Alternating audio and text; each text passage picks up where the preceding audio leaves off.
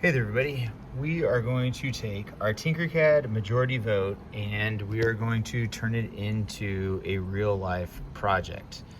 So since we have our power and our two AND gates and our OR gate right there, we need to make sure that we have power and ground going to the right spots on the gates, while also having power and ground coming from the top here and the power board. One thing that might be new is because we need so many pins for switches 1, 2, 3, and 4, I'm suggesting taking a piece of masking tape here and putting them about every 5. So as you can see, I have switch 1 even with 25, switch 2 with 30, switch 3 with 35, switch 4 with 40. So I am going to show you how to set this up by taking a wire from switch 1 and we're going to jump it down to 25 so it looks like this, and then switch 2 we'll go with 30, another wire from switch 3 to 35, and then another wire from switch 4 to pin 40. Let me make sure that I have this working.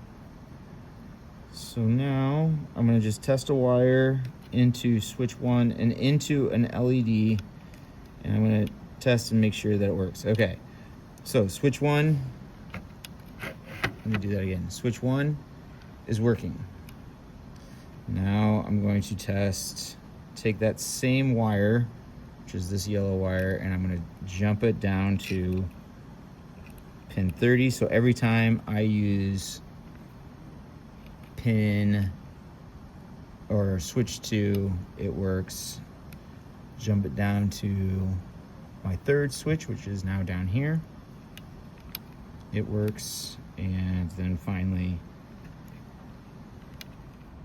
pin 4. All right. So now as I come to the design, whenever I need something coming out of switch 1, I have now more options here that will then go to my board over there.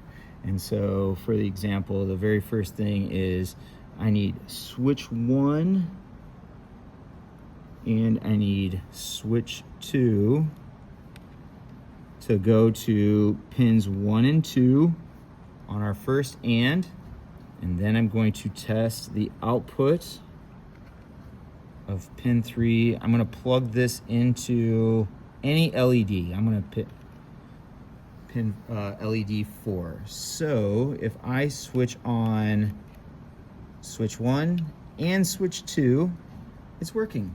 So as I'm building this, now I'm testing it just like we tested with the Tinkercad.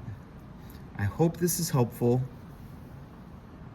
I'm gonna put a picture of the starter board in your directions. Good luck.